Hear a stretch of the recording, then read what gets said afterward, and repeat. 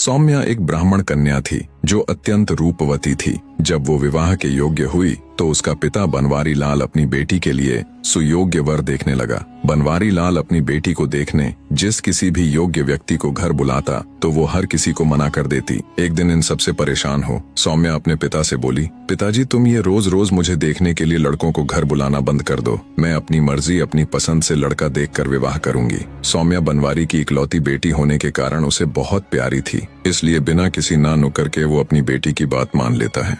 जिस नगर में बनवारी अपनी बेटी सौम्या के साथ रहता था उस नगर के ऊपर राजा वज्रदेव का शासन था। वज्रदेव बड़ा प्रतापी और हमेशा अपनी प्रजा के हित में सोचने वाला राजा था। कहानी को आगे बढ़ाते हुए दैत्य दंभिकासुर बोला, तो विक्रमादित्य एक समय ऐसा आया जब उस नगर में चोरियां होने लगी। धीरे धीरे वो चोरियां इतनी बढ़ गईं कि शायद ही कोई ऐसा दिन हो कि नगर में चोरी न हो। नगर के वासी आए दिन होने वाली इन चोरियों से बहुत परेशान थे। राजा वज्रदेव को जब खबर लगी तो उसने रात की गश्त के लिए सिपाहियों की संख्या बढ़ा दी, पर उससे भी कोई फायदा नहीं हुआ। अब तो चोर ने नगर के छोटे मोटे रईसों से लेकर बड़े बड़े सेठों तक का नंबर लगा दिया। आए दिन होने वाली इन घटनाओं से दुखी हो नगर के बड़े सेठ और व्यापारी मिलकर राजा के पास गए और अपनी व्यथा सुनाकर उनके सामने अपनी फरियाद रखी। राजा वज्रदेव ने उनका दुखड़ा सुन अपने सभी सिपाहियों को दिन रात नगर के कोने कोने में तैनात कर दिया, पर फिर भी चोरियां कम नहीं हुई। अब राजा के लिए भी ये विषय अत्यंत गूढ़ बन गया। उसने विचार किया कि कहीं मेरे सिपाही भी चोर के साथ ना मिल गए हों। अंततः राजा वज्रदेव ने खुद चोरों को पकड़ने का बीड़ा उठाया। अब हर रात को वो खुद अपने कुछ सिपाहियों की टुकड़ी लेकर राज्य में गश्त के लिए निकलता। जब राजा सजग हुआ तो कुछ समय के लिए चोरियां रुक गईं, पर एक रात जब राजा गश्त पर था तो उसने एक संदिग्ध व्यक्ति को भागते हुए देखा। राजा ने तुरंत अपने सिपाहियों को आदेश दिया, उसे फौरन पकड़ो। राजा का हुक्म मिलते ही सिपाहियों ने दौड़कर उस चोर को दबोच लिया। उसे राजा के सामने पेश किया गया तो उसके पास से चोरी का सामान भी मिला। जब राजा ने सख्ती से उससे पूछा तो उसने चोर होने की बात कबूल ली। राजा ने क्रोधित होते हुए अपने सिपाहियों को आदेश दिया कि इसे कैद खाने में बंद कर दिया जाए। अगले दिन राजा ने पूरे नगर में ढिंढोरा पिटवा दिया कि चोर पकड़ा गया है। कल उसको सारे शहर में घुमाने के बाद फांसी पर लटका दिया जाएगा। चोर के पकड़े जाने के समाचार पर सारे नगर में खुशी का माहौल हो गया। जब उस चोर को नगर परिक्रमा के लिए निकाला गया तो सारा नगर उसे देखने के लिए टूट पड़ा। स्त्रियां अपने घरों के झरोखों और छतों पर आ गईं। आदमी गलियों में अपने अपने घरों के बाहर खड़े हो गए। चोर को देखने के लिए ब्राह्मण की लड़की अपनी छत पर खड़ी हो गई। चोर को जब ब्राह्मण की हवेली के सामने से लेकर गए तो जैसे ही सौम्या ने उस चोर को देखा वो उस पर दिलो जान से मोहित हो गई। वो तुरंत दौड़कर अपने पिता बनवारी लाल के पास गई और बोली, पिताजी मैं उस चोर से विवाह करना चाहती हूँ। बेटी की यह बात सुनकर ब्राह्मण हैरान रह गया और बोला, यह तुम क्या कह रही हो बेटी? सौम्या बोली, मैं जो कुछ भी कह रही हूँ अच्छी तरह सोच समझ कर कह रही हूँ पिताजी। मैंने उसको अपना पति मान लिया है। अगर उसको शूली पर लटकाया गया तो मैं भी उसके साथ सती हो जाऊंगी। अपनी इकलौती बेटी की ये अजीब सी जिद सुनकर बनवारी लाल के पैरों नीचे से जमीन खिसक गई। उसने अपनी बेटी को समझाने की बहुत कोशिश की पर वो अपनी जिद में टस से मस न हुई। अंततः अपनी बेटी की ममता के वशीभूत हो ब्राह्मण राजा के पास जाता है और सारी बात राजा को बताकर चोर को छोड़ने का निवेदन करता है। ब्राह्मण की सारी बात सुन राजा आश्चर्य से बोला, ऐसा कैसे हो सकता है? मैं ऐसा चाहकर भी नहीं कर सकता। मुझे अपनी प्रजा को भी जवाब देना है। अगर चोर को ऐसे ही छोड़ दिया तो सब नगरवासी क्या कहेंगे? कोई हल न मिलने पर बेचारे ब्राह्मण ने वापस घर जाकर अपनी बेटी को बहुतेरा समझाया, पर वो अपने निश्चय पर अटल थी। सौम्या के हठ का समाचार पूरे पास पड़ोस में फैल गया। उड़ती उड़ती बात चोर के कानों तक भी आ पहुंची। जब चोर को पता चला तो वह रोने लगा। तय समय और घोषणा के मुताबिक चोर को नगर के चौराहे पर ले जाया गया। चोर को फांसी होने का दृश्य देखने के लिए सारा नगर टूट पड़ा। चोर को जब शूली के पास लाया गया तभी सौम्या भी वहां आ गई। उसके बाल बिखरे हुए थे। उसने बिल्कुल एक वियोगिनी के जैसा वेश बना रखा था। भीड़ के बीच खड़ी हो उसने घोषणा की कि इस चोर को वह अपना पति मान चुकी है और उसके शूली पर चढ़ाए जाने के साथ ही वो भी सती हो जाएगी। उसकी घोषणा सुन वहां मौजूद नगर के लोग उसे समझाने लगे, पर सौम्या ने किसी की भी बात नहीं मानी। चोर को जब इस सारी घटना का पता चला तो वह ठट्ठाकर हंस पड़ा कि वह सती होने वाली है। कुछ समय पश्चात चोर को शूली पर लटका दिया गया। आगे दैत्य दंभिकासुर बोला, तो विक्रमादित्य ब्राह्मण की लड़की सौम्या अपनी घोषणा के अनुसार उस चोर की मृत देह को अपनी गोद में रखकर सती हो गई। उसने अपना वचन निभाया। अब तुम मुझे बताओ कि चोर सौम्या के प्यार की खबर पाकर रोया क्यों और उसके सती होने के इरादे पर ठठाकर हंसा क्यों? उसे तो सौम्या के प्यार की खबर पाकर खुश होना चाहिए था और सती होने की सूचना पर रोना। राजा विक्रमादित्य कुछ सोचकर बोले, सुनो दुष्ट दैत्य, जब चोर को यह पता चला कि ब्राह्मण बनवारी लाल की पुत्री सौम्या उससे प्यार करती है तो वो अपनी तकदीर पर रोया कि अगर सौम्या का प्यार उसे पकड़े जाने से पहले मिल जाता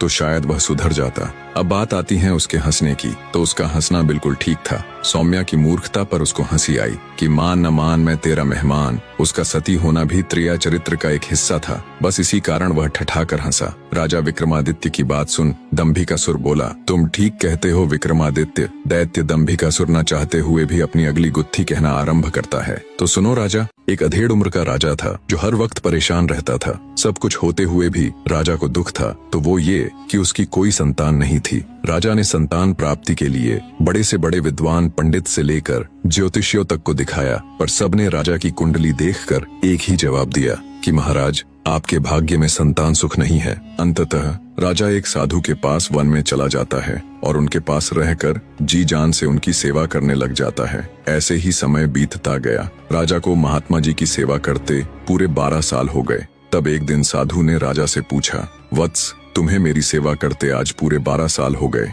इन 12 सालों में न कभी मैंने तुमसे तुम्हारे यहाँ आकर मेरी सेवा करने का उद्देश्य पूछा और न ही कभी तुमने मुझसे कुछ मांगा। मैं तुम्हारी सेवा से बहुत प्रसन्न हूँ, मांगो जो भी मांगना चाहते हो। तब राजा ने हाथ जोड़ साधु महात्मा जी से कहा, महाराज, मुझे किसी चीज की कोई कमी नहीं है, बस कमी है तो एक संतान की। अगर आप मुझे कुछ देना ही चाहते हैं तो मुझे संतान प्राप्ति का आशीर्वाद दीजिए। तब साधु महाराज ने कुछ देर ध्यान लगाया और बोले, वत्स, तुम्हारे भाग्य में तो संतान सुख है ही नहीं, पर चूंकि तुमने मेरी 12 साल तक सेवा की है तो तुम्हें खाली हाथ तो नहीं भेजूंगा। बेटा, मैं तुम्हें संतान प्राप्ति का आशीर्वाद तो दे दूंगा, पर तुम्हें जो पुत्र होगा उसकी आयु केवल 20 वर्ष की ही होगी। महात्मा जी की बात सुन राजा बोला, हे साधु महाराज, 20 वर्ष ही सही, हमें संतान सुख तो मिलेगा। और वैसे भी महाराज, मेरी आयु 60 वर्ष की तो हो ही चुकी है। 20 वर्ष तक तो शायद मैं भी जिंदा न रहूं। इसलिए हे महाराज, कृपया मुझे संतान प्राप्ति का आशीर्वाद दीजिए। राजा की बात सुन महात्मा जी राजा को संतान प्राप्ति का आशीर्वाद दे देते हैं। साधु महाराज को प्रणाम कर राजा खुशी खुशी अपने राज्य लौट आता है। कुछ ही दिन पश्चात महारानी गर्भवती हो जाती है। पूरे राज्य में खुशियों का माहौल था। तय समय पर महारानी जी ने एक बिल्कुल स्वस्थ पुत्र को जन्म दिया। ये देख राजा की खुशी का ठिकाना न रहा। राजा ने अपने पुत्र का नाम वीरध्वज रखा।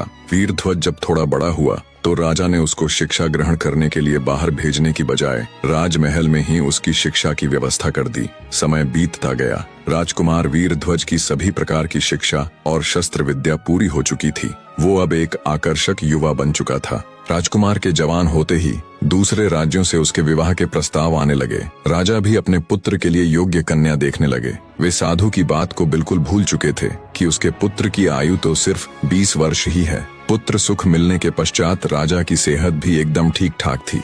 जब उसके पुत्र का 20वां साल लगा तब राजा को साधु की बात याद आई। बात याद आते ही राजा फिर चिंता में रहने लगा। जब रानी को राजा की चिंता का कारण पता चला तो वो भी चिंतित हो उठी। फिर कुछ सोचकर रानी बोली, महाराज, आपको फिर से उन्हीं महात्मा के पास जाना चाहिए। वो अवश्य ही इस समस्या का कुछ हल जरूर बताएंगे। राजा को रानी की बात बिल्कुल ठीक लगी। राजा तुरंत वन की ओर निकल पड़ता है।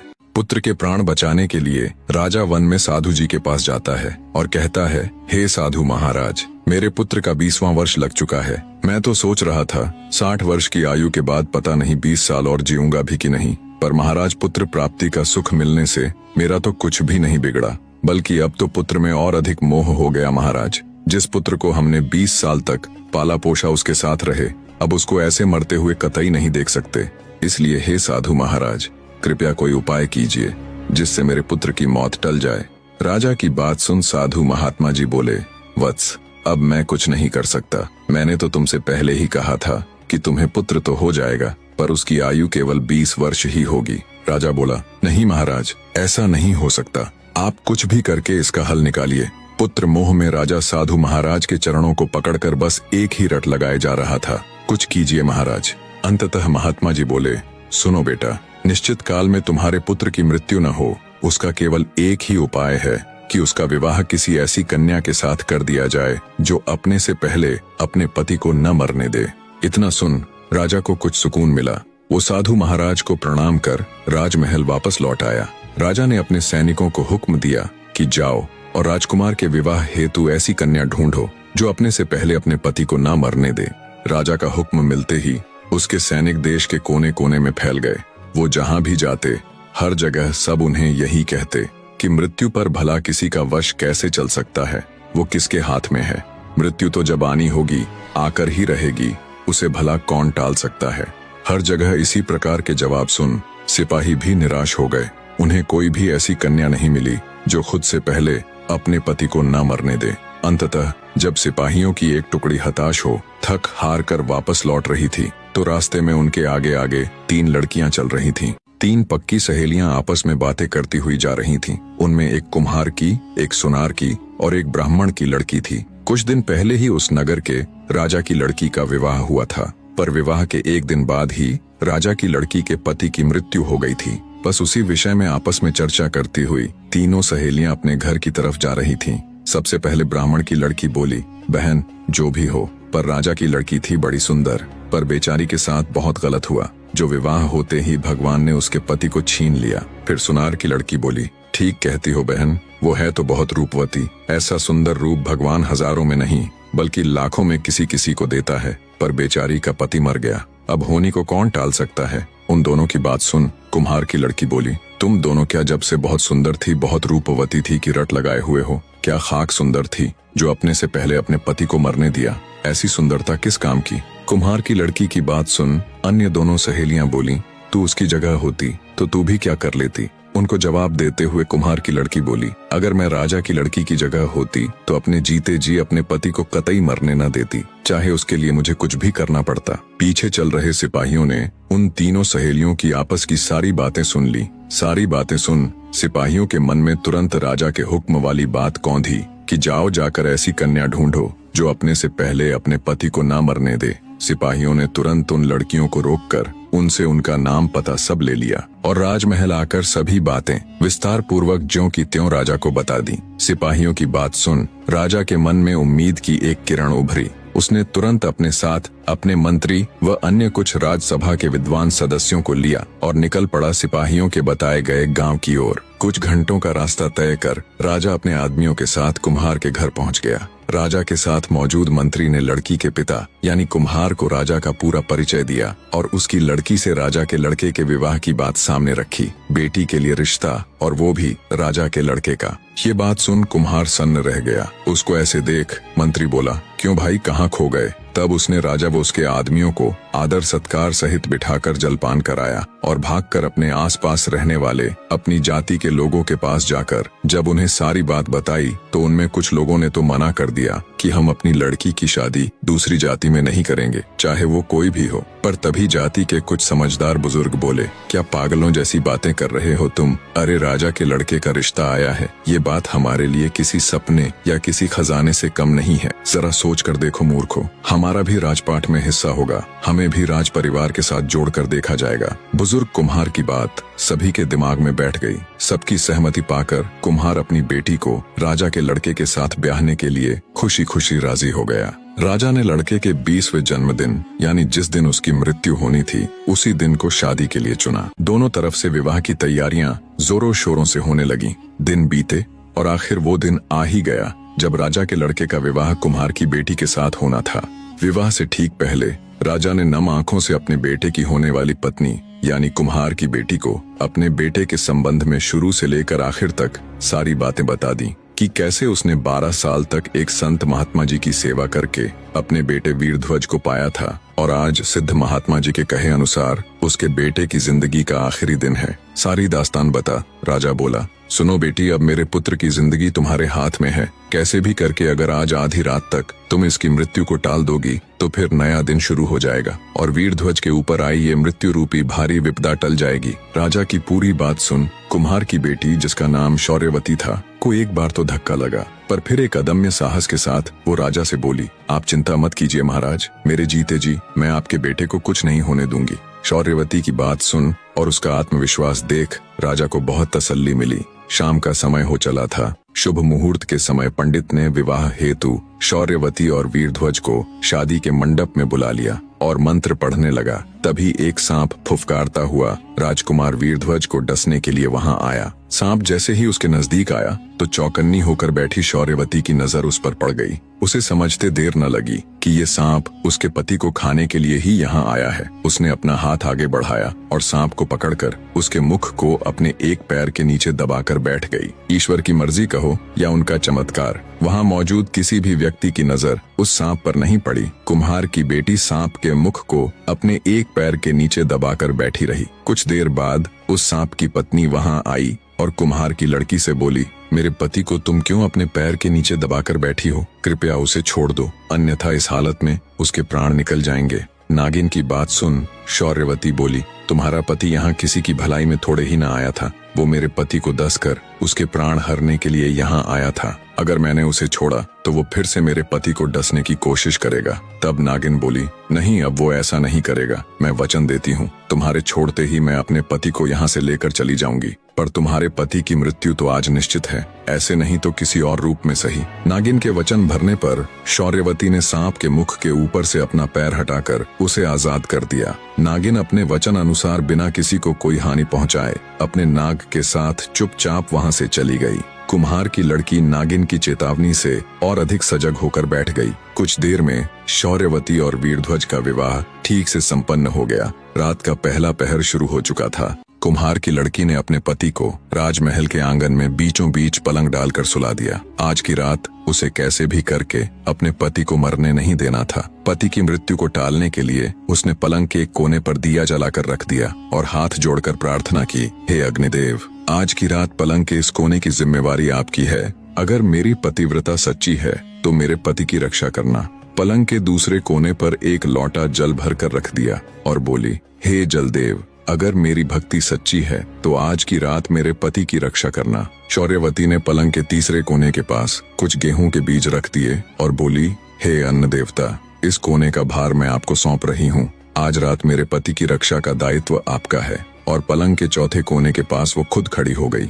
जब नाग उसके पति को मारने में असफल हो गया तो अब की बार धर्मराज ने राजा के लड़के के प्राण हरने के लिए खुद बेमाता को भेजा। कहानी को बीच में रोककर आपको बताता चलूं कि बेमाता भी धर्मराज की एक खास इकाई है। जैसे यमराज और यम के दूत होते हैं, कहते हैं बेमाता का लिखा हुआ कोई भी नहीं टाल सकता। बेमाता जब राजा के लड़के के प्राण लेने आई तो उसे पलंग के पहले कोने पर अग्निदेव का पहरा मिला। बेमाता को देख अग्निदेव बोले, अगर तुम मेरे ऊपर से जाकर राजा के लड़के के प्राण हरोगी तो मेरा तो कोई आदर मान ही नहीं रहेगा। मैं ही हूँ जो जीने से लेकर मृत्यु तक हर व्यक्ति को पवित्र करता हूँ। अगर तुम मेरा निरादर करके उसके प्राण लोगी तो मेरा तो अस्तित्व ही खत्म हो जाएगा। फिर बेमाता पलंग के दूसरे कोने के पास जाती है तो वहाँ उसे जल देवता मिलते हैं। वो भी वही बात कहते हैं, अगर तुम मेरा निरादर करके राजा के लड़के के प्राण हरोगी तो कौन मुझे देवता मानेगा, मेरा तो अस्तित्व ही मिट जाएगा। जब वो पलंग के तीसरे कोने पर जाती है तो वहाँ उसे अन्न देवता का पहरा मिलता है। वो भी वही बात कहते हैं। बेमाता अन्न देवता की बात भी मान लेती है। जब वो पलंग के चौथे यानी आखिरी कोने के पास जाती है तो उन्हें देखते ही कुम्हार की लड़की भागकर बेमाता के पास आकर उसके पैर दबा देती है। जैसे ही शौर्यवती बेमाता के पैर दबाती है तो वे बोल पड़ती हैं, सदा सुखी रहो, सदा सुहागन रहो, भगवान तुम्हारी जोड़ी बनाए रखे। बेमाता जल्दबाजी में ये सब बोल जाती है। उसे ध्यान ही नहीं रहा कि वो यहाँ उसे आशीर्वाद देने नहीं बल्कि उसके पति के प्राण लेने के लिए आई है। अब मुख से शब्द तो निकल चुके थे। बेमाता कुम्हार की लड़की से बोली, तुमने तो बड़ा गजब कर दिया। मैं यहाँ तुम्हारे पति के प्राण लेने के लिए आई थी। इसकी तो सिर्फ आज की ही आयु है। आज इसे धर्मराज के घर पेश होना है, पर तुमने तो छल से मेरे ही कान काट लिए। जल्दी से मैं मेरे पैर दबाकर मुझसे ही सदा सुहागन का आशीर्वाद ले लिया। तब शौर्यवती बोली, तो और मैं क्या करती माता, अपने पति को अपने से पहले कैसे मरने देती। अब देख लो माता, या तो आप अपने वचनों से हारी हो जाओ, अन्यथा इन्हें जीवित छोड़ दो। शौर्यवती की बात सुन बेमाता सोच में पड़ जाती है। आखिर ये हुआ तो हुआ क्या। फिर कुछ सोचकर वो बोली, देखो बेटी, तुम्हारे पति की आयु तो आज खत्म हो जाएगी, पर एक रास्ता है, तुम अपनी आयु में से आधी अपने पति को दे सकती हो। बेमाता की बात सुन कुम्हार की लड़की को अपार शांति मिली। वो बोली, मैं अपनी आधी आयु अपने पति को देने को तैयार हूँ माता, कृपया बताइए कि इसके लिए मुझे क्या करना होगा। बेमाता युक्ति बताते हुए बोली, जैसे ही सुबह का सूर्योदय हो तो तुम्हें सूर्यदेव को एक लोटा जल चढ़ाकर प्रार्थना करनी है कि हे सूर्यदेव, बेमाता के वचन अनुसार मेरी अपनी मर्जी से मेरी आधी आयु मेरे पति को लग जाए। जब तुम इतना कहोगी तो तेरी आधी आयु तेरे पति को लग जाएगी और तुम दोनों की आयु बिल्कुल बराबर हो जाएगी। इतनी युक्ति बता बेमाता वहां से चली गई। सुबह होते ही जैसा बेमाता ने बताया था, शौर्यवती ने वैसा ही किया। बेमाता के वचनों सहित उगते सूर्य देव के आगे प्रार्थना करने पर उसके पति की मृत्यु टल जाती है और इस प्रकार वो अपने पति के प्राण बचा लेती है। राजा सहित पूरे राज्य में खुशी का माहौल था।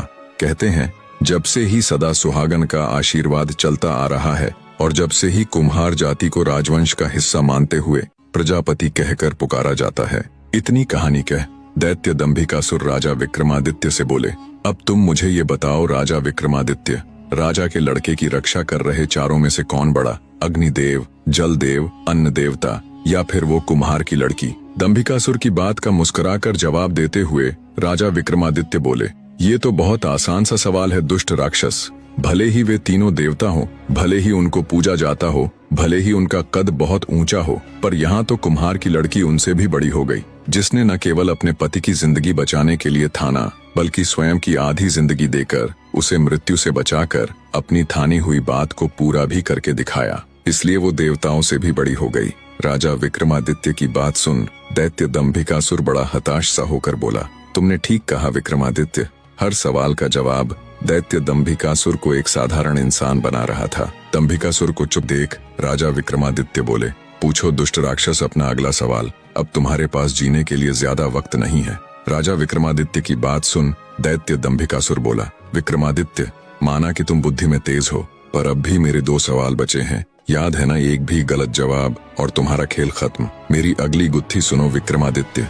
शशिबाला जैसे ही जवान हुई उसके रूप यौवन के चर्चे दूर दूर तक फैल गए। एक तो शशिबाला कंचनपुर नरेश की इकलौती संतान थी, दूसरा वो इतनी खूबसूरत थी कि कोई अगर पल भर के लिए भी उसे देख ले तो पूरी जिंदगी भुला न सके। अत्यधिक सुंदर और इकलौती संतान होने के कारण आस पड़ोस तथा दूर दराज के राज्यों से राजकुमारों के रिश्ते उसके लिए आने लगे। राजकुमारी के लिए इतने रिश्तों को देख एक ओर तो कंचनपुर नरेश अत्यंत प्रसन्न थे, पर दूसरी ओर स्तब्ध भी थे कि राजकुमारी के लिए किस रिश्ते को स्वीकारे और किसको ठुकराए। आखिर उन्होंने राजकुमारी शशिबाला से ही हर रिश्ते पर विचार विमर्श करना शुरू कर दिया, मगर राजकुमारी ने उनमें से किसी भी रिश्ते को स्वीकार नहीं किया। धीरे धीरे समय गुजरने लगा। कंचनपुर नरेश को चिंता सताने लगी कि एक से बढ़कर एक राजकुमार का रिश्ता आ रहा है, पर राजकुमारी तो हर रिश्ते को ठुकरा देती है। आखिर इसके मन में क्या है, आखिर यह चाहती क्या है? एक दिन नरेश ने अपनी बेटी से पूछ ही लिया, बेटी, तू हर रिश्ते को ठुकरा रही है, इसका क्या कारण है? क्या तुझे उनमें से कोई भी राजकुमार पसंद नहीं?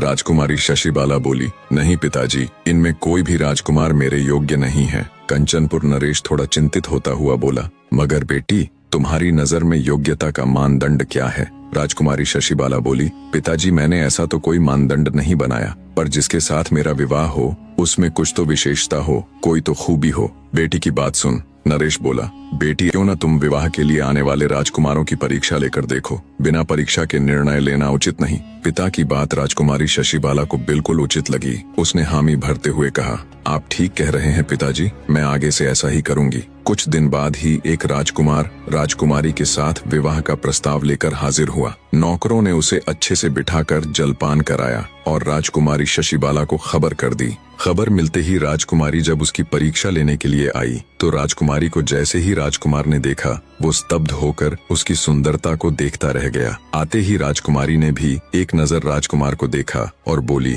तुम में ऐसा क्या विशेष गुण है जो मुझसे विवाह करना चाहते हो? राजकुमार बड़े आत्मविश्वास के साथ बोला, मैं त्रिकालदर्शी हूँ। मैंने सालों वन में कठिन तप करके एक सिद्ध योगी से इस विद्या को ग्रहण किया है। मैं किसी का भी भूत, भविष्य और वर्तमान बिल्कुल ठीक ठीक बता सकता हूँ। राजकुमार की बात सुन राजकुमारी बोली, ओह, ऐसा है तो क्यों ना तुम मेरा भविष्य बताओ। फिर कुछ सोचकर राजकुमारी रुक गई और बोली, नहीं नहीं, भविष्य को भविष्य ही रहने दो, तुम मुझे मेरे भूतकाल के बारे में कुछ बताओ। राजकुमारी के इतना कहने पर राजकुमार ने कुछ देर ध्यान लगाया, फिर बोला, राजकुमारी जी, आपने अभी तक बहुत से राजकुमारों के विवाह प्रस्ताव ठुकराए हैं और अंततः आप अपने पिता के कहने पर राजकुमारों की परीक्षा लेने को राजी हुई हो। राजकुमार की बात सुन राजकुमारी उसकी विशेषता से प्रभावित होती हुई बोली, तुमने बिल्कुल सही कहा, मुझे तुम्हारी विशेषता वाकई में बहुत दिलचस्प लगी, पर मुझे सोचने के लिए थोड़ा समय चाहिए, तब तक आप अतिथि गृह में ठहरें।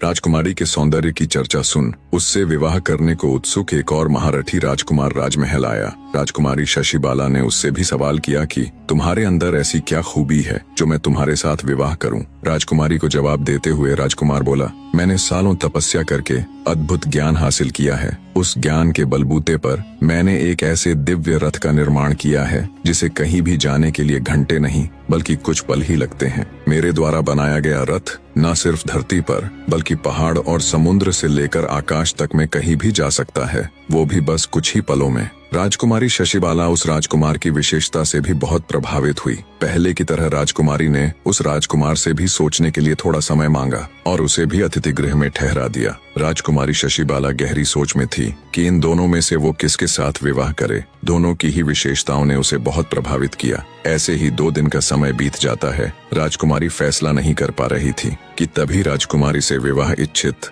एक और महारथी राजकुमार राजमहल में पधारा। राजकुमारी शशिबाला ने उसके सामने भी वही प्रश्न दोहराया। राजकुमार ने बड़ी शालीनता से जवाब दिया, राजकुमारी जी, मैंने सालों कठिन अभ्यास करके भाला चलाने में ऐसी कुशलता प्राप्त कर ली है कि मैं अगर आंख बंद करके भी अपने भाले से किसी पर वार करूं तो सामने वाला कितना भी शक्तिशाली क्यों ना हो, मेरे एक ही वार में ढेर हो जाएगा। राजकुमारी शशिबाला उस महारथी राजकुमार की विशेषता से भी बहुत प्रभावित हुई। राजकुमारी ने बाकी राजकुमारों की तरह उसे भी अतिथि गृह में ठहरा दिया और अपने पिता के साथ सलाह मशवरा करके अपना निर्णय देने के लिए एक निश्चित दिन मुकर्रर कर दिया। राजकुमारी इसी बीच तीनों राजकुमारों के विषय में गंभीरता से सोचती रही। आखिर निर्णय का दिन आ गया। निश्चित तिथि पर तीनों राजकुमार बन ठनकर राज दरबार में उपस्थित हुए। सभी सभासद भी जिज्ञासावश ये जानने के लिए कि राजकुमारी किसको अपना वर चुनेगी राजसभा में आ चुके थे, किंतु राजकुमारी अभी तक नहीं आई थी। तभी कुछ सेविकाओं ने आकर बताया कि राजकुमारी अपने कक्ष में नहीं है। यह सुनते ही पूरे दरबार में खलबली मच गई। राजा के आदेश पर महल का चप्पा चप्पा छाना गया, मगर राजकुमारी का कहीं पता न चला। जल्दी ही यह खबर पूरे राज्य में फैल गई। हर तरफ शोक के बादल छा गए। सबके मुख पर एक ही सवाल था कि राजकुमारी आखिर गई तो गई कहाँ। लोग राजकुमारी के इस प्रकार गायब होने को लेकर तरह तरह की अटकलें लगाने लगे। तभी कंचनपुर नरेश को उस राजकुमार का ध्यान आया जिसने अपने आप को त्रिकालदर्शी बताया था। राजा तुरंत उनके पास गया और बोला, राजकुमार, क्या तुम अपनी विद्या के द्वारा पता करके बता सकते हो कि राजकुमारी इस समय कहाँ है? राजकुमार बोला, अवश्य बता सकता हूँ महाराज। उसने तुरंत कुछ समय के लिए ध्यान किया और बोला, महाराज, एक राक्षस राजकुमारी की सुंदरता से अभिभूत होकर उसे उठा ले गया है। उसका महल पहाड़ियों के बीच बड़े ही दुर्गम स्थल में बना हुआ है। राजा को जब ये बात उस त्रिकालदर्शी राजकुमार ने बताई तो उसके पैरों नीचे से जमीन खिसक गई। राजा गहरी सोच में पड़ गया। तभी दूसरा यानी दिव्य रथ वाला राजकुमार राजा के पास आया और बोला, आप चिंता मत कीजिए महाराज, चाहे उस राक्षस का ठिकाना कितनी ही दुर्गम पहाड़ियों में क्यों ना हो, मेरा दिव्य रथ पल भर में ही हमें वहां पहुंचा देगा। अब सवाल ये रह गया कि उस खूंखार राक्षस का सामना कौन करेगा। तब तीसरा राजकुमार, जिसे अपने भाले पर पूर्ण विश्वास था, सामने आया और बोला, महाराज, आप चिंता मत कीजिए, उस राक्षस से मैं निपट लूंगा। राजा से आज्ञा ले तुरंत तीनों राजकुमार दिव्य रथ में बैठकर राक्षस के ठिकाने पर जा पहुंचे। भाले वाले महारथी राजकुमार ने जब राक्षस को देखा तो उसने अपनी पूरी ताकत से राक्षस को भाला फेंक कर मारा। महारथी राजकुमार का प्रहार इतना तेज था कि उसके द्वारा छोड़ा गया भाला राक्षस की छाती को चीरते हुए उसके सीने के पार हो गया, जिससे तुरंत राक्षस के प्राण पखेरु उड़ गए। राजकुमारों ने राजकुमारी को अपने साथ रथ में बिठा लिया और कुछ ही पलों में वो सकुशल राजमहल पहुंच गए। राजकुमारी शशिबाला को बिल्कुल ठीक ठाक देख राजा सहित पूरी प्रजा में खुशी की लहर दौड़ गई। राजा ने तीनों राजकुमारों का हाथ जोड़कर शुक्रिया किया। फिर से सभा बैठाई गई। सभी सभासद और राजकुमार अपने अपने स्थान पर बैठ गए। इतनी कहानी कह दैत्य दंभिकासुर बोला, बताओ विक्रमादित्य, उन तीनों में से राजकुमारी किसको अपना वर चुनेगी? कुछ देर विचार कर राजा विक्रमादित्य बोले, राजकुमारी शशिबाला उस भाले वाले महारथी राजकुमार को अपना वर चुनेगी। राजा विक्रमादित्य की बात सुन दैत्य दंभिकासुर बोला, ऐसा क्यों विक्रमादित्य? क्योंकि राजकुमारी को बचाने में तो तीनों ही राजकुमारों का हाथ था, फिर राजकुमारी उस महारथी राजकुमार को ही क्यों चुनेगी? क्या सिर्फ इसलिए कि उसने उस राक्षस का वध किया था? राजा विक्रमादित्य बोले, नहीं कपटी राक्षस, त्रिकालदर्शी राजकुमार को न चुनने का कारण ये था कि अगर वो राजकुमारी का पता न भी लगाता तो भी राजा की फौज 2-4 दिन में उसका पता लगा ही लेती। अब बात आती है दिव्य रथ वाले राजकुमार को न चुनने के कारण की। तो रास्ता भले ही कितना भी दुर्गम था, देर से ही सही पर राजा के लोग उस राक्षस के ठिकाने पर पहुंच तो जाते ही। अब बात आती है उस महारथी राजकुमार को चुनने की वजह की। तो राजकुमारी के पास एक नहीं बल्कि इसके 2 मुख्य कारण थे। पहला तो ये कि राक्षस का पता लगाना और उस तक पहुंचना तो संभव था, पर राजा के पास ऐसा कोई भी योद्धा नहीं था जो राक्षस का सामना कर सके। और दूसरा और सबसे मुख्य कारण ये कि राजकुमारी राजा की इकलौती संतान थी, तो उसे पति के रूप में एक ऐसा शक्तिशाली व्यक्ति चाहिए था जो उसके पिता के पूरे राज्य को भी संभाल सके, जो कि वो महारथी राजकुमार पूर्ण रूप से था। विक्रमादित्य की बात सुन दैत्य दंभिकासुर बोला, तुमने ठीक कहा विक्रमादित्य। दैत्य दंभिकासुर ना चाहते हुए भी अपनी आखिरी यानी 7वीं गुत्थी सुनाना आरंभ करता है। तो सुनो राजा। एक बला की खूबसूरत लड़की कुएं पर पानी भर रही थी। नगर नरेश जब उधर से गुजरा तो उसकी नजर उस नवयौवना पर पड़ गई। इतनी सुंदर नारी राजा ने अपने पूरे जीवन काल में नहीं देखी थी। पास जा जब राजा ने उस लड़की से उसका नाम पता पूछना चाहा तो बिना कोई उत्तर दिए वो चुपचाप वहां से भाग गई। मंत्रमुग्ध सा हो राजा भी अपने घोड़े पर बैठ लड़की के पीछे पीछे हो लिया। सहमी हुई लड़की भागकर अपने घर में घुस गई और अपने पिता से बोली, पिताजी, कोई अनजान व्यक्ति मेरे पीछे पीछे आ रहा है। लड़की का पिता जब तक कुछ समझ पाता तब तक राजा भी उस लड़की के पीछे पीछे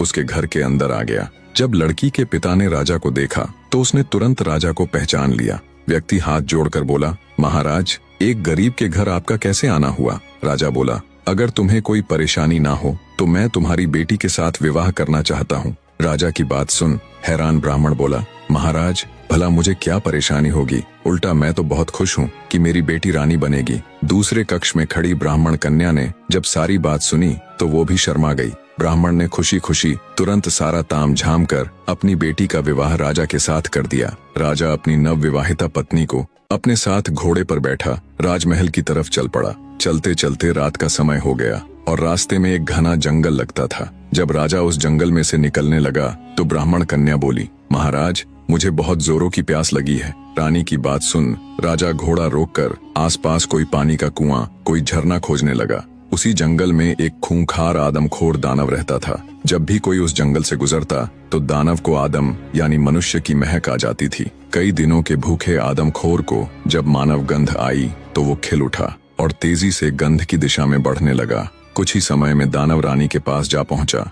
रानी ने जब अपने सामने एक खूंखार आदमखोर दानव को देखा तो उसकी चीख निकल गई। पानी खोजने गया राजा रानी की चीख सुनते ही घबरा गया और तुरंत भागकर वापस आया। देखा तो उसकी नव विवाहिता पत्नी एक खूंखार दानव की कैद में है। राजा हाथ जोड़कर रानी को छोड़ने के लिए दानव के सामने मिन्नतें करने लगा। अब दानव तो कई दिनों का भूखा था, इसलिए उस पर राजा की मिन्नतों का कोई असर नहीं हुआ। तब राजा बोला, सुनो राक्षस, मैं इस नगर का राजा हूँ। अगर तुम मेरी पत्नी को छोड़ दोगे तो मैं हर सप्ताह तुम्हारे भोजन के लिए किसी हष्टपुष्ट व्यक्ति को तुम्हारे पास भेज दिया करूंगा। ये मेरा वचन है। दानव सोचने लगा, अगर मैं आज राजा की पत्नी को खा लेता हूँ तो मेरी सिर्फ आज की भूख मिटेगी, पर अगर मैं इसे छोड़ देता हूँ तो हर सप्ताह मुझे बैठे बिठाए ताजा स्वादिष्ट गोश्त खाने को मिलेगा। ये विचार कर दानव ने राजा की पत्नी को छोड़ दिया और बोला, तुम्हारे पास 7 दिन का समय है। अगर तुमने अपना वचन नहीं निभाया तो याद रखना, मैं तुम्हारे महल में घुसकर किसी को भी जीवित नहीं छोड़ूंगा। राजा भारी मन से अपनी पत्नी को ले राजमहल वापस आ गया। सोच रहा था, रानी को तो उस दानव से बचा लिया, मगर अब हर सप्ताह उस दानव के पास आदमी कहाँ से भेजूंगा? जिंदा मनुष्य हर सप्ताह दानव के भोजन के लिए कहाँ से आएगा? आखिर कौन अपने प्राण देने के लिए तैयार होगा? ये सब बातें सोचते सोचते राजा के दिमाग की नसें फटी जा रही थीं। फिर कुछ बुद्धिमान मंत्रियों की सलाह पर राजा ने घोषणा करवा दी कि जो भी व्यक्ति अपनी बलि देगा उसे उसके वजन के बराबर चांदी के सिक्के दिए जाएंगे। नगर के लोगों ने जब राजा की घोषणा सुनी तो हर तरफ उसकी आलोचना होने लगी। कैसा राजा है ये जो अपनी ही प्रजा के लोगों को मौत के मुंह में धकेल रहा है? भला कौन मूर्ख होगा जो धन के बदले अपने प्राण देने को तैयार होगा? और वैसे भी मरने के बाद धन किस काम का? ऐसे ही दिन बीतने लगे, कोई भी व्यक्ति राजा की शर्त मानने को आगे नहीं आया। राजा की चिंता हर खत्म होते दिन के साथ बढ़ती जा रही थी। दानव को दिए वचन में अब बस 2 ही दिन शेष थे। राजा के नगर में एक घर भीखा का भी था। भीखा के परिवार में उसका पिता, उसकी पत्नी और 2 बच्चे थे।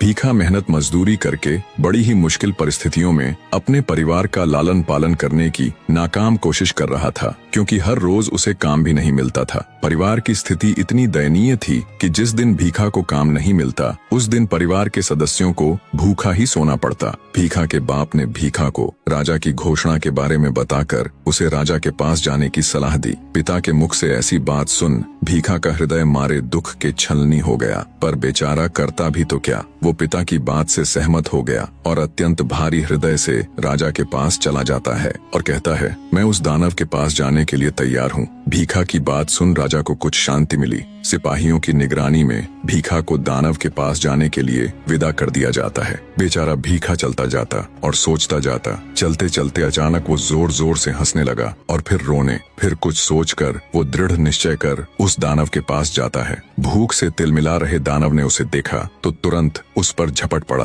पर दानव जब उस पर झपटा तो वो फुर्ती से एक और हट गया और मौका देख निगरानी के लिए आए हुए एक सैनिक के भाले को ले तेजी से उस दानव के ऊपर वार किया। दानव इसके लिए बिल्कुल भी तैयार नहीं था। जैसे ही उसे भाला लगा वो घायल हो गिर पड़ा। घायल पड़े दानव पर भीखा एक के बाद एक तब तक वार करता गया जब तक उसका दम नहीं निकल गया। इतनी कहानी कह दैत्य दंभिकासुर राजा विक्रमादित्य से बोला, बताओ विक्रमादित्य, जब राजा के सिपाही भीखा को दानव के पास लेकर जा रहे थे तो वो चलते चलते अचानक से हंसा क्यों और फिर रोया क्यों? राजा विक्रमादित्य बोले, सुनो कपटी राक्षस, जब भीखा को दानव के पास लेकर जाया जा रहा था तो उसने विचार किया कि इस दुनिया में कोई किसी का नहीं, पैदा करने वाले पिता से लेकर प्रजा का रक्षक राजा तक। इसी विचार के साथ वो पहले हंसा और फिर रोया। फिर उसने सोचा कि मनुष्य को अपने भाग्य की लड़ाई स्वयं ही लड़नी पड़ती है। बस इसी बात ने उसे प्रेरणा दी और वो उस आदमखोर दानव से भिड़ गया और विजयी हुआ। विक्रमादित्य का जवाब सुन दंभिकासुर बोला, तू वाकई में बड़ा बुद्धिमान है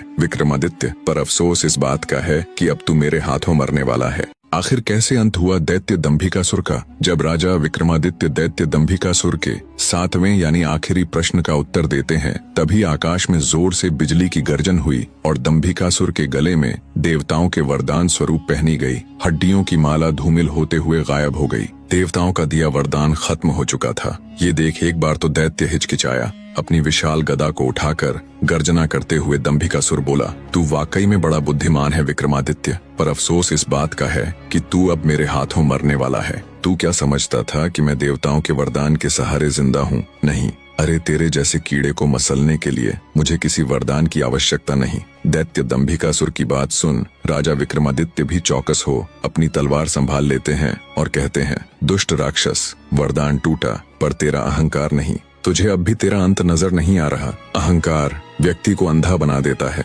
आज तेरा अंत निश्चित है दुष्ट दानव। राजा विक्रमादित्य की बात सुन अत्यंत क्रोधित हो दैत्य दंभिकासुर बोला, अंत? मेरा अंत इतना आसान नहीं। अरे अंत तो आज तेरा होगा कीड़े। इतना कह दैत्य दंभिकासुर राजा विक्रमादित्य की तरफ बढ़ता है और अपनी गदा से राजा विक्रमादित्य के ऊपर वार करता है। दोनों के बीच भीषण युद्ध शुरू हो जाता है। लंबी लड़ाई से जब दंभिकासुर थकने लगा तब मौका देख राजा विक्रमादित्य ने अपनी पूरी ताकत से दंभिकासुर के ऊपर प्रहार किया। राजा विक्रमादित्य की धारदार तलवार दंभिकासुर की छाती को चीरते हुए उसके सीने में जा घुसी। दर्द से कराहता हुआ दैत्य दंभिकासुर अपनी आखिरी सांस लेता हुआ बोला, यह असंभव है, मैं तो अमर। राजा विक्रमादित्य बीच में ही बोल पड़े, कपटी राक्षस, अमरता सत्य और धर्म में है, दानवी वरदानों में नहीं। तेरे जैसे अहंकारी अमर नहीं होते बल्कि इतिहास में दफन होते हैं। अंततः राजा विक्रमादित्य के इस निर्णायक वार से दैत्य दंभिकासुर का अंत हो जाता है। दैत्य के धरा पर गिरते ही चारों ओर एक गहरी शांति छा गई। आकाश में बिजली कड़की और स्वर्ग से पुष्पों की वर्षा होने लगी। देवताओं ने भी राजा विक्रमादित्य के इस कृत्य को सराहा। दंभिकासुर द्वारा पत्थर बनाए गए सभी प्राणी धीरे धीरे अपने असली रूप में लौटने लगे। लखन और महेंद्र भी अपने असली रूप में आ जाते हैं। दोनों भाई एक दूसरे को देख खुश हो बहते नेत्रों के साथ एक दूसरे को गले लगा लेते हैं। दंभिकासुर के मरने के बाद गुफा का द्वार भी खुल जाता है। राजकुमारी चंद्रकला जब गुफा से बाहर आती है तो अपने पति और उसके भाई को सही सलामत देख ठिठक कर खुशी से वहीं रुक जाती है। जब लखन की नजर उसकी पत्नी यानी राजकुमारी चंद्रकला पर जाती है तो वो भागकर उसके पास जाता है। दोनों एक दूसरे को गले लगा लेते हैं। चारों ओर राजा विक्रमादित्य की जय जयकार के नारे लग रहे थे। राजा राजा विक्रमादित्य की जय हो। राजा विक्रमादित्य आप महान हो। लखन अपने भाई और अपनी पत्नी के साथ राजा विक्रमादित्य के पास आता है। तीनों हाथ जोड़कर विक्रमादित्य का शुक्रिया करते हैं। हम किन शब्दों में आपका धन्यवाद करें राजा, आप सच में महान हैं। लखन अपने भाई महेंद्र और अपनी पत्नी के साथ खुशी खुशी घर जाते हैं। जब लखन की माँ अपने दोनों बेटों को बिल्कुल ठीक ठाक पाती है तो वो बार बार राजा विक्रमादित्य का धन्यवाद करती है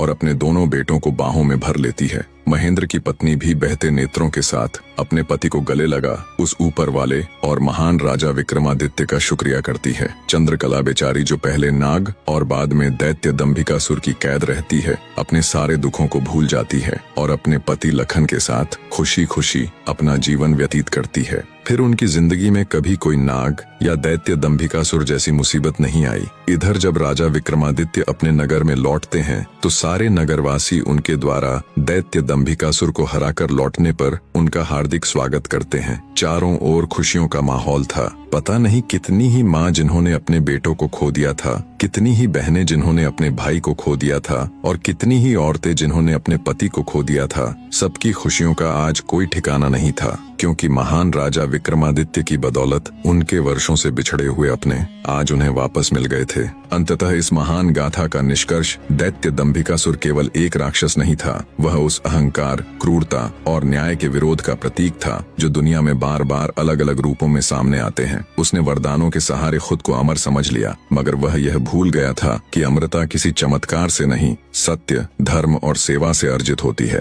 राजा विक्रमादित्य ने हमें यह सिखाया कि धैर्य, बुद्धि, साहस और न्याय से बड़ा अभिशाप भी समाप्त किया जा सकता है। उन्होंने युद्ध किया केवल दैत्य से नहीं, बल्कि मानवता को जकड़े हुए भय से, अंधकार से और उस अहंकार से जो खुद को भगवान से ऊपर समझने लगता है। इस कथा में बसंत और महेंद्र की भाईचारे की मिसाल, चंद्रकला की निष्ठा और प्रेम और पत्थर बने निर्दोषों का दोबारा जीवन पाना यह दिखाता है कि सच्चाई चाहे जितनी भी देर से सामने आए, लेकिन जब आती है तो सब कुछ बदल देती है। और अंत में जब आकाश से पुष्प बरसते हैं तब यह सिद्ध होता है कि देवता और वो ऊपर वाला भी उन्हीं के साथ होता है जो धर्म के मार्ग पर चलते हैं। सीख, अहंकार का अंत निश्चित है। सच्चा वीर वही है जो दूसरों के लिए लड़े, न कि अपने अहं के लिए। सत्य और न्याय देर से ही सही, लेकिन जीतते जरूर हैं। और सबसे बड़ी बात, इतिहास में वही अमर होते हैं जो विनम्रता, परोपकार और बलिदान के प्रतीक बनते हैं। कहानी में अंत तक जुड़े रहने के लिए एक बार फिर से मेरे सभी प्यारे दर्शकों को दिल से धन्यवाद।